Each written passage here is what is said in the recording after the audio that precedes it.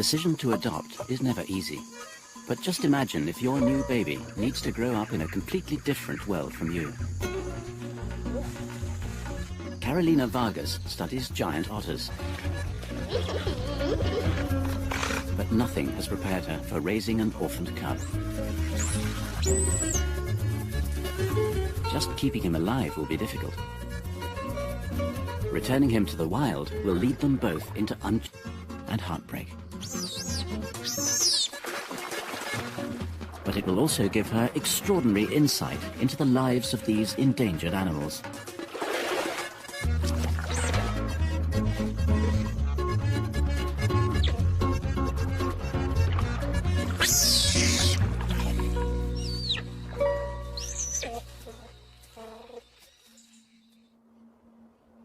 In southwest Brazil lies the world's largest wetland, the Pantanal.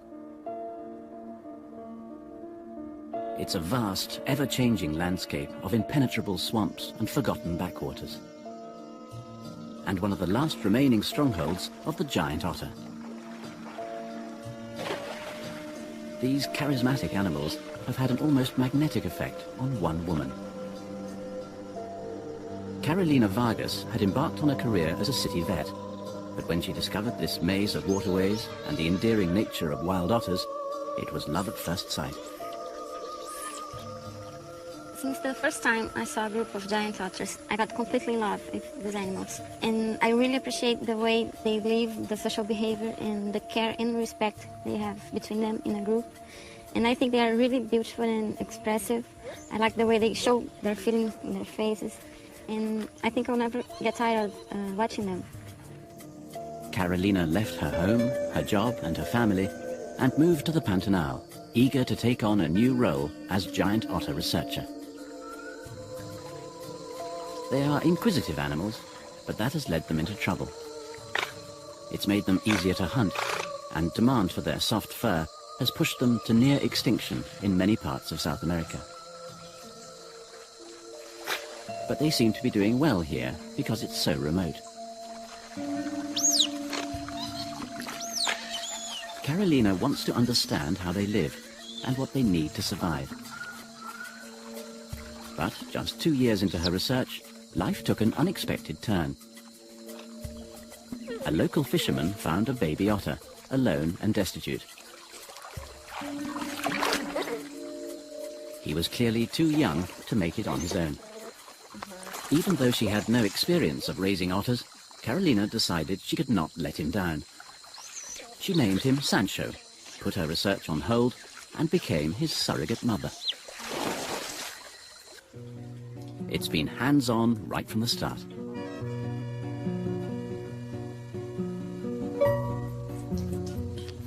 Sancho was very small when I took him off the local rangers. He had the eyes still closed, so I think he was about 20 days old. And he's very small, and he usually spends the most part of time sleeping. It was very hard because in the beginning he had to be bottle feeding each 2 hours, night and day. He would just woke up to feed and sleep again. And I get this routine, so I have to wake up to feed him, and after that I sleep again to recover my energy.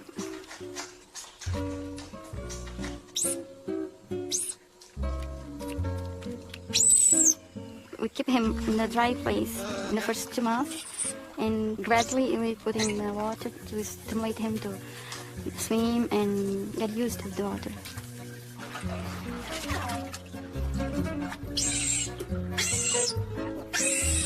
We didn't know how to deal with him because it's the first time this work is made in Brazil. And we get the information we have about giant otters in the wild and try to copy this routine. So we stimulate him to do things the giant otters do in the wild. Sancho's made a good start, but now he's a lot more active, and Carolina will have to work hard to keep up. Each phase of his development throws up new problems, which she'll have to solve along the way.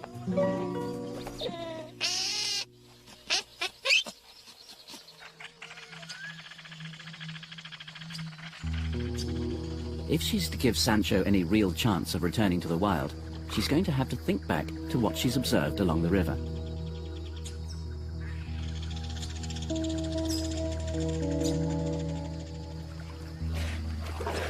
Her field notes on wild otters will have to serve as a makeshift parenting manual.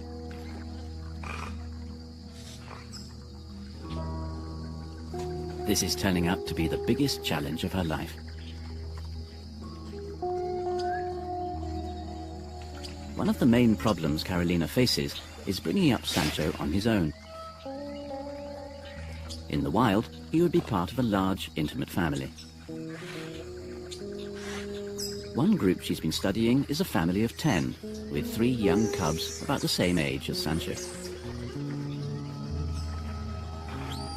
Everything she's learnt about the dynamics of this family will now help her work out what Sancho needs.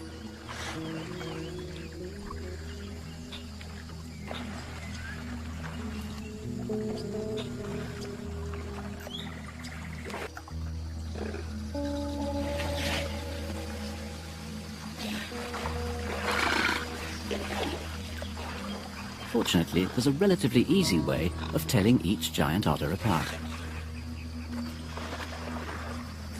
In order to identify them, I use the white marks they have in the neck. And when they do this kind of movement, the periscoping, it's the best time I have to catch the mark.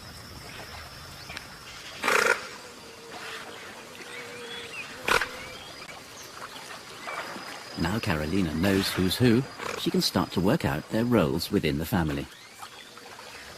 It's very important to identify them, to know exactly what they are doing, like Italo. He's part of the job, it's taking care of the group and... Italo, the dominant male, is constantly communicating with everyone else. Compared with other otters, giants are highly articulate and have an extraordinary repertoire of noisy calls.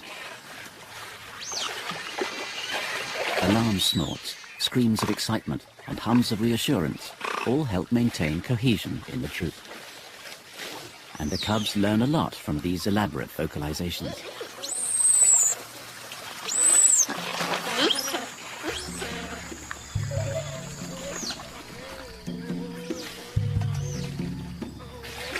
Carolina has picked up some basic otter language, but she's far from understanding the complexities of giant otter society. And she's concerned this could be a major disadvantage for Sancho.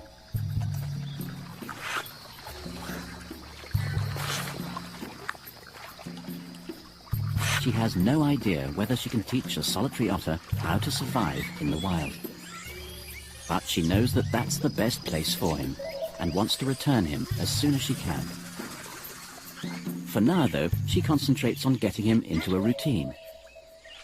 Giant otters are active during the day, so at first light, Carolina wakes Sancho from his den. Giant otters live in family groups, and the cubs spend 2 years or 3 years with the parents.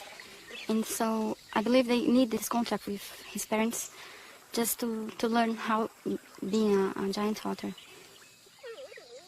Sancho hasn't got that, but at least he's got Carolina. And because he's such a sociable little thing, he's already very close to her.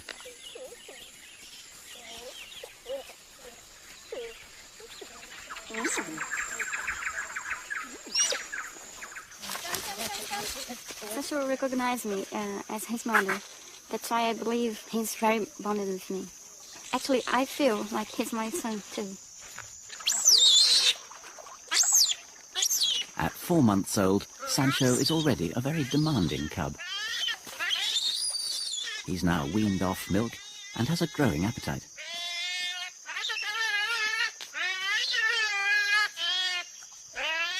The excitement with which he handles his first fish of the day is something Carolina has never seen. October's storms herald the onset of the wet season.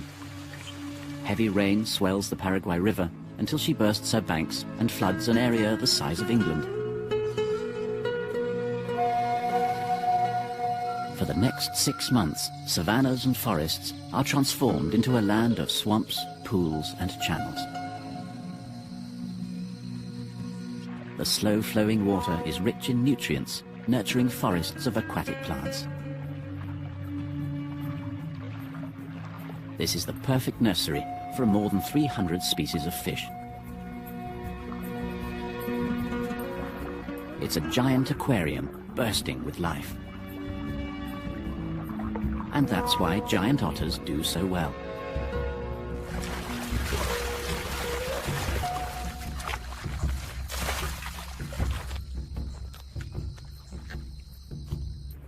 But they aren't the only predators here.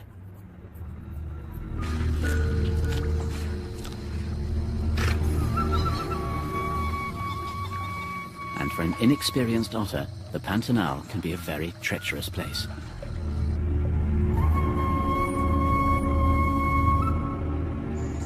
It's up to Carolina to help steer Sancho away from danger. But even she can't always see what's lurking below the surface. And he's already had one very close call. When Sancho was younger, he was very vulnerable, and I have to watch out for him all the time. Probably he was a good prey for caiman, anacondas, maybe jaguars, and he was, in fact, attacked by a caiman.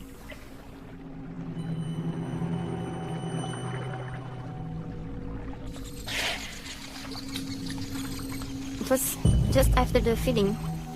Sancho was playing, and the caiman just came to him and bite his head. And encourage him back into the water.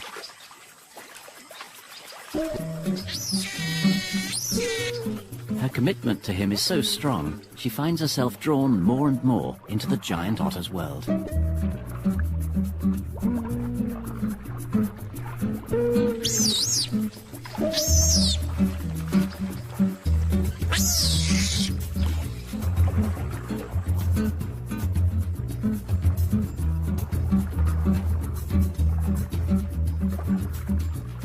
When we are swimming, it's very funny when he approached me and started playing with my feet, and sometimes he bites me.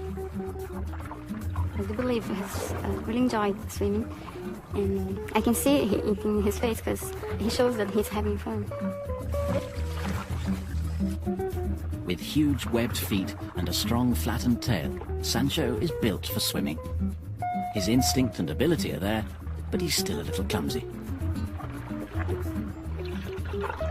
It's very important to him we swim together because I think he's more confident to explore and search for new things in the water, because in the wild he will probably doing that now.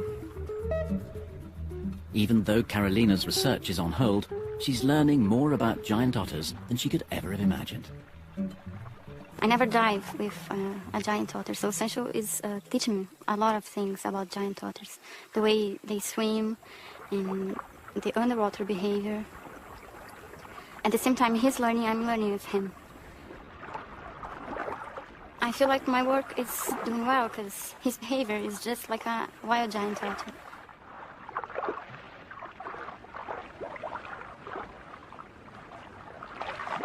I'm proud because each day I'm very pleased with his behavior and his progress. Together, they have conquered Sancho's fear, and he's now much more at home in the water. But Carolina knows he's still got a long way to go.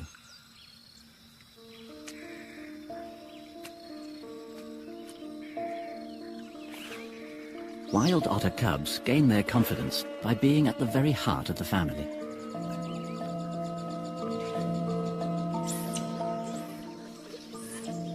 At the head is a dominant couple. Together for life, they are the parents of everyone else in the group. In the safety of such a large family, the cubs have plenty of time to play.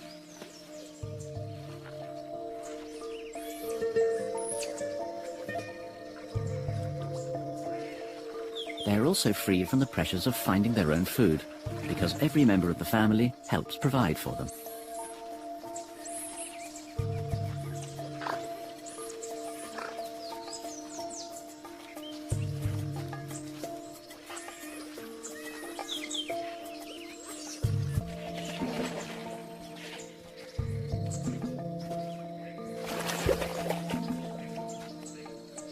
Everyone has a duty to help rear these cubs and teach them how to tackle their food.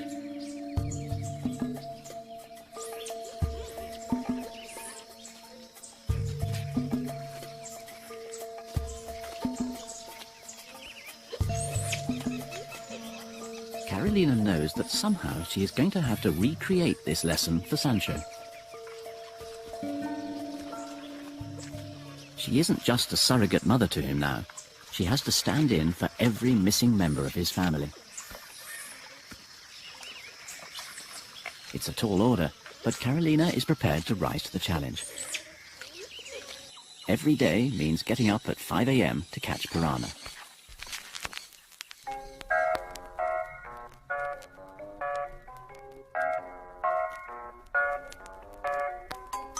So far, Sancho hasn't shown any interest in catching his own fish.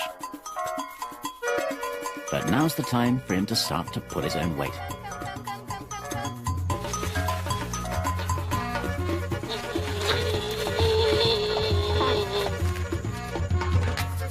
In the wild, he will have to use all his senses to catch fish. And Carolina has decided that a paddling pool full of muddy water is the best way for him to get used to murky river conditions.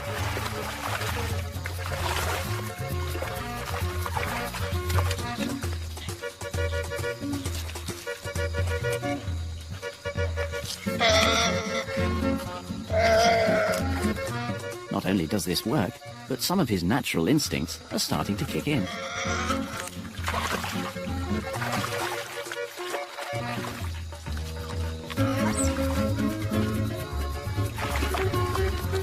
He uses his whiskers to sense where the fish are. And when he's almost full, he tests himself further by playing with his food.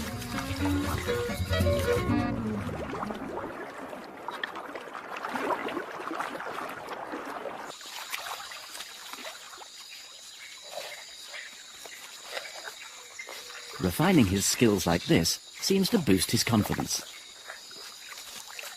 But Sancho will need more fishing lessons before he's totally self-sufficient. The trouble is, the more Carolina prepares him for independence, the more attached she becomes to him.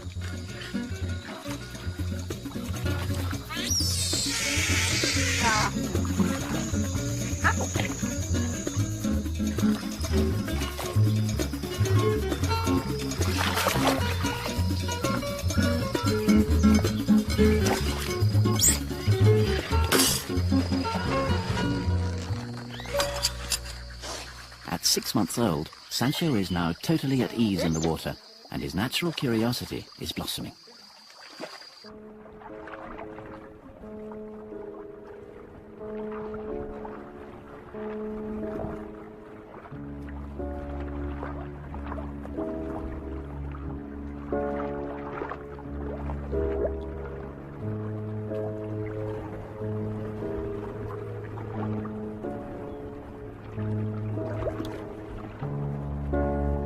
Sancho is now more confident to spend more time diving and searching for things. He dives so deep. It's very nice to see him doing that. But he always comes back to me just to check if I'm here. And so he feels safe to go up again and keep searching for things. But I have to be close to him because he always checking. He's becoming much more aware of his surroundings, and perhaps most importantly, he's started to take a keen interest in fish.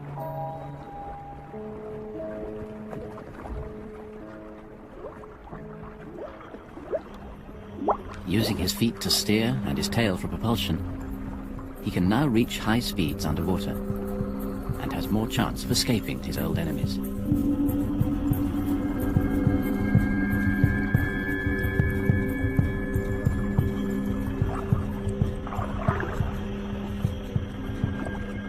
But he still looks to Carolina for reassurance. She provides the protection he would expect from his family in the wild.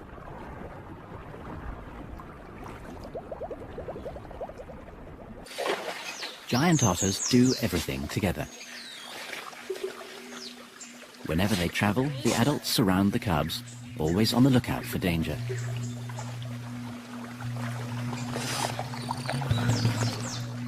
Like Sancho, they are still vulnerable. And despite the family's care, only 1 in 3 cubs will survive.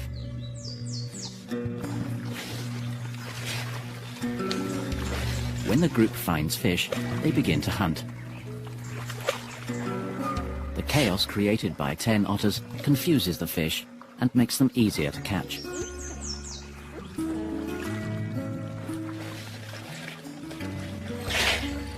But it's each otter for itself, strictly hunting and eating alone. The cubs pester the grown-ups and constantly call for food.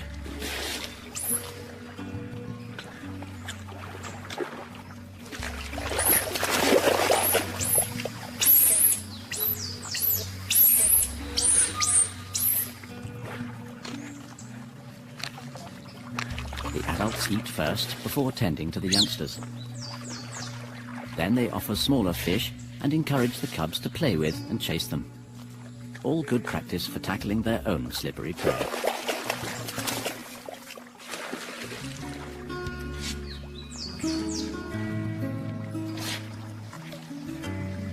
On each fishing trip, the cubs must learn an enormous amount from the adults. But this is where Carolina's abilities as an otter mother reach their natural limit.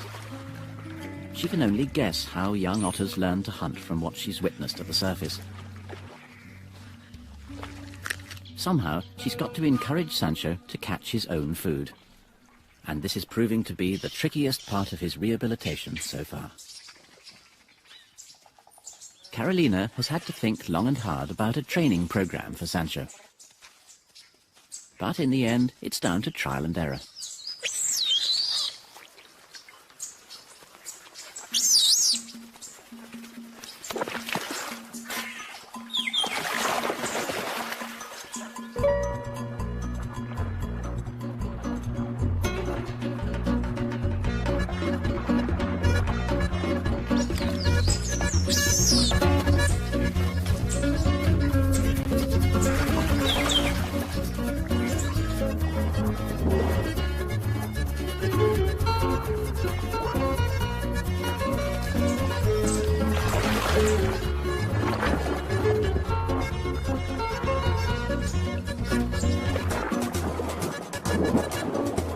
This is going to take a lot of practice.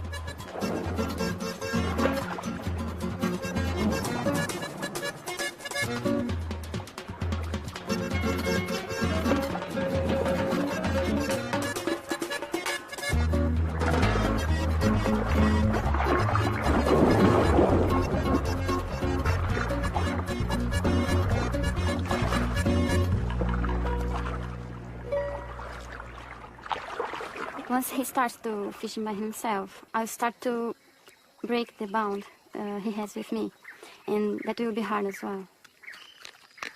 At the same time, I really want him to go and become a wild giant otter. But when this moment comes, I'll be proud of that, but for sure I will miss him. Bringing up Sancho hasn't been easy, but Carolina is beginning to realize that the hardest part is yet to come. She is going to have to let him go, and the moment of separation is edging ever closer.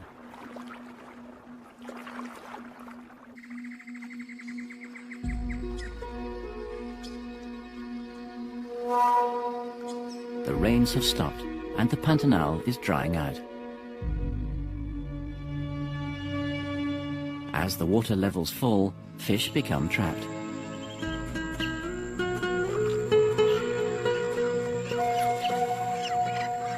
Life gets easy for abundant water birds.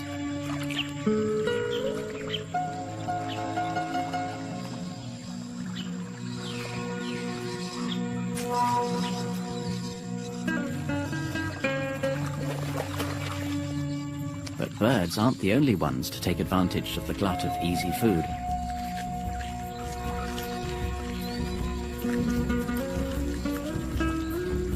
It's a perfect time for Sancho to head off on his own, but Carolina still has to think carefully about where she can release him. Wild giant otters are aggressively territorial. Their home ranges can be over 12 miles, and they patrol them constantly. The giant otters have different ways to mark their territory. They can use the smell, scent glands, visual marking. They scratch the riverbank. And sometimes they use their voice to mark that place. These are clear signs to all other otters that this land is taken. They have special care with the scent marking because it's very important to keep their territory and avoid fights with other giant otters. Carolina hopes that there is room here for one more otter, but she has no idea whether a close-knit family like this would accept him or kill him.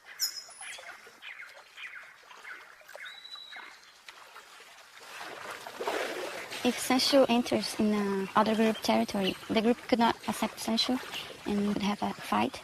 So it's so important for me to know the groups and their territory in this area. This is going to be a tense time for Carolina. She can point Sancho in the right direction, but ultimately it will be up to him to find and defend his own territory.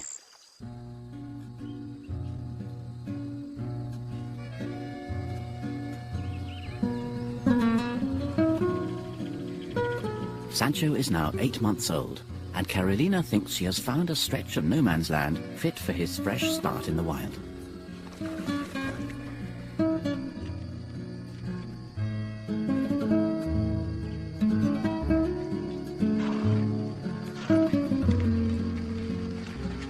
She continues to help him fish, but she knows this is the beginning of the end of motherhood.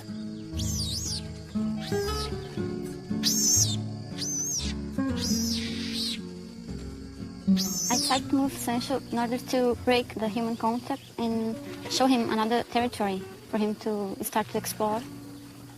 In the first few days, he was not confident to travel further, but now I can see that he's showing more interest in explore new places. He's spending more time by his own, which is good.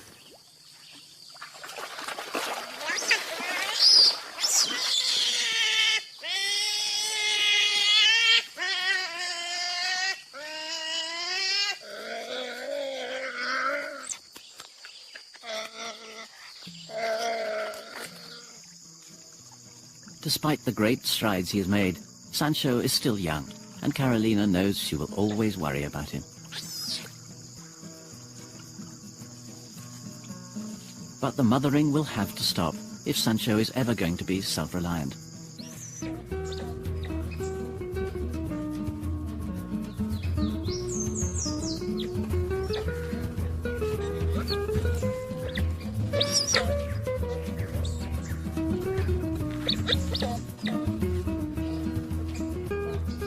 She decides to leave him for most of the day, in the hope that he will start searching for his own food. This really is tough love. For the first time, Sancho is on his own.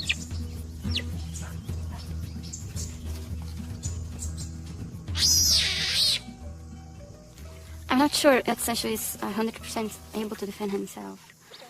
When he's by himself, he shows that he's not comfortable, and he spends some time calling his mother. So I don't believe he feels safe all the time. He cries for Carolina constantly, something no wild otter would do, as it could attract unwanted attention.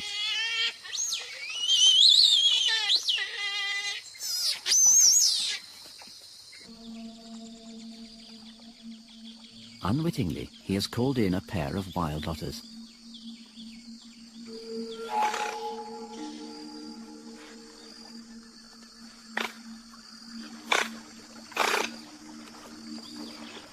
Sancho has never seen another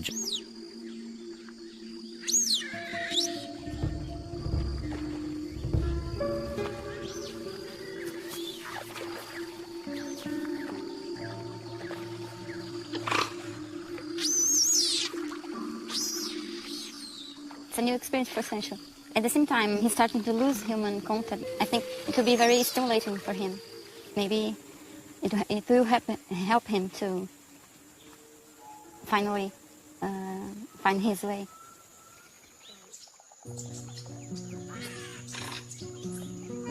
Over the next few weeks, Carolina watches as the couple visit Sancho regularly.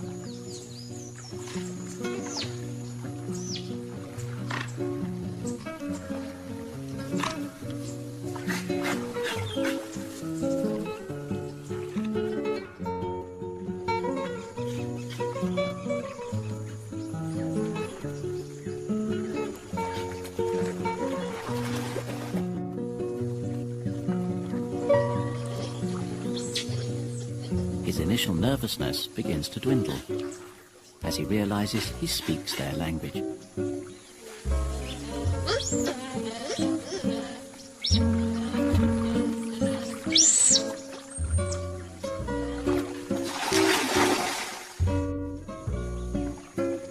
Luckily for Sancho, this couple seems friendly. In fact, their meetings help to build his confidence. All of a sudden, Sancho seems ready to take the final plunge into the giant otter's world.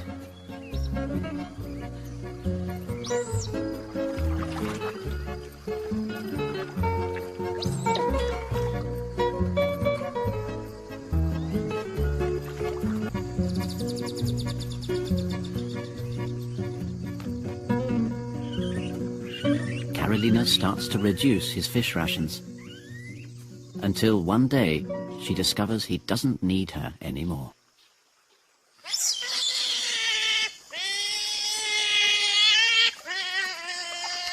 We just found him eating a big fish, so we realized that he just caught his first fish.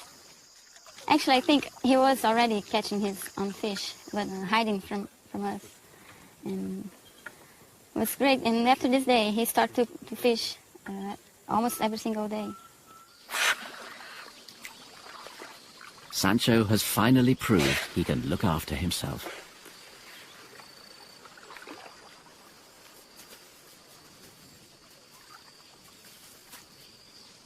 Torn between pride and sorrow, Carolina seeks solace in her role as a researcher. There's a lack of information about this period of giant otter's life, when they leave the family and start to travel to find a mate in a territory. So I think Sancho will be very important, and he'll give us a lot of information about this period.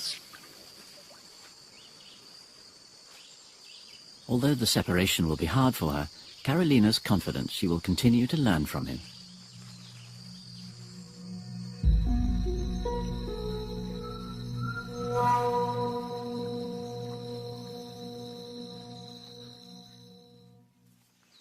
But then, the moment every mother dreads.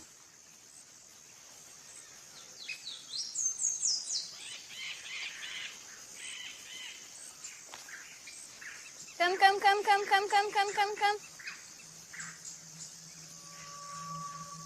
Come, come, come. Come, come, come.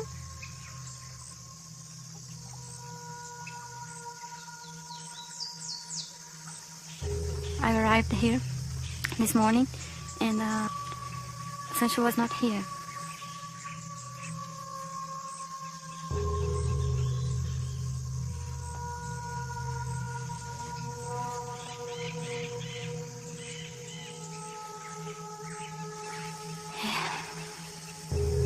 He hasn't traveled far from here, and that's why I'm concerned, because what happened to him to just decide to go away if he doesn't know this place? It could be that Sancho has grown up quicker than Carolina realizes. Come, come, come, come, come, come, come, come, come. In the wild, giant otter cubs do become independent at 9 months old, but they're still at risk. I think he is still a potential prey for caiman, big caiman. And if he was sleeping on the ground, he was a potential prey for a jaguar.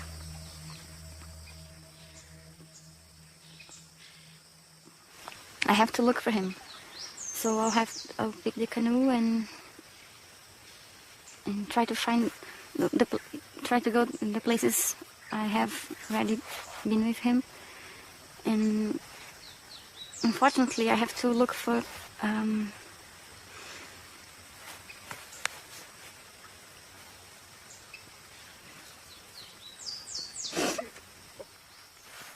I have to say that I have to look for his body in case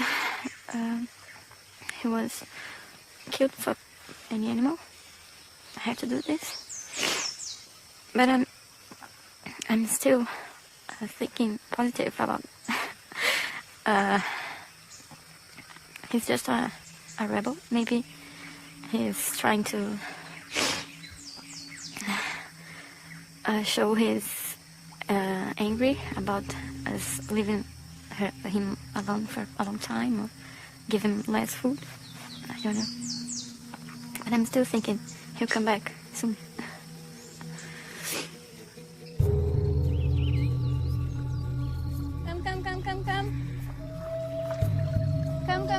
Come.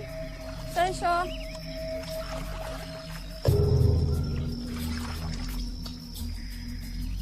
Sancho.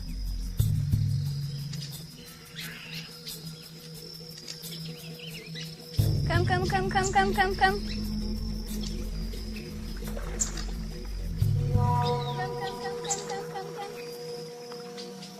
Sancho.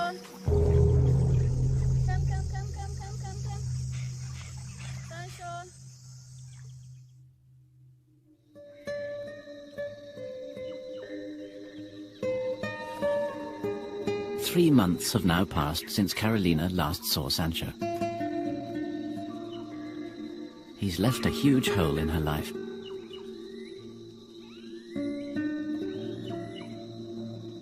She has found some comfort in resuming her research project, even though she spends a lot of time looking for him.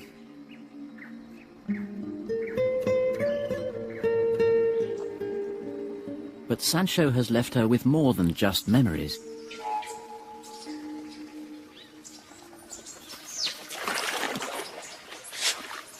Wild otters are normally very shy and difficult to get close to. But this is the pair that Sancho befriended all those months ago.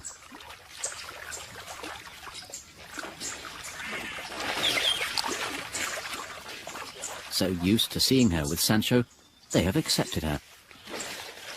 She is rewarded with an exceptional front row seat.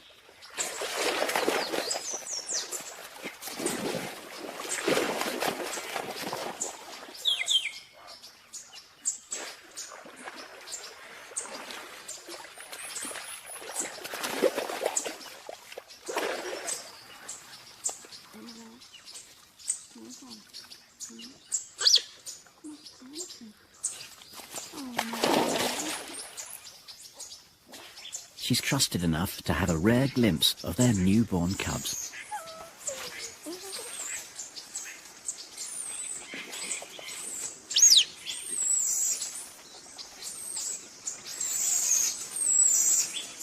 I'm monitoring this couple since they started with Sancho a few months ago, and I follow all the process since they copulate and show the first sign of pregnancy. So seeing them now with the cubs is very special. I feel like part of their family, and I'm very happy to know that they are living fine here. Deep down, Carolina hoped that Sancho might have joined forces with this young couple. Evidently, that was not to be. But Sancho gave Carolina a real insight, a deeper understanding of what it actually takes to be an otter. Seeing cubs remind me of Sancho all the time. And I'm glad in seeing these cubs the same behavior I saw in Sancho. And the touch with such beautiful and lovely animal was amazing and at the same time challenging. And I tried to teach Sancho lots of things, but I'm sure I learned much more from him. And now all these things I learned are helping me to understand the cub's behavior in nature. Carolina did everything she could for Sancho, but she still doesn't know if it was enough. Perhaps the hardest part for Carolina is the not knowing. But now, as she travels the waterways of the Pantanal, her research has an extra dimension. A glimmer of hope that he could be out there. Somewhere. I have now one special reason to keep my monitoring work. I have to look for Sancho, and I'm sure one day I will find him with his family.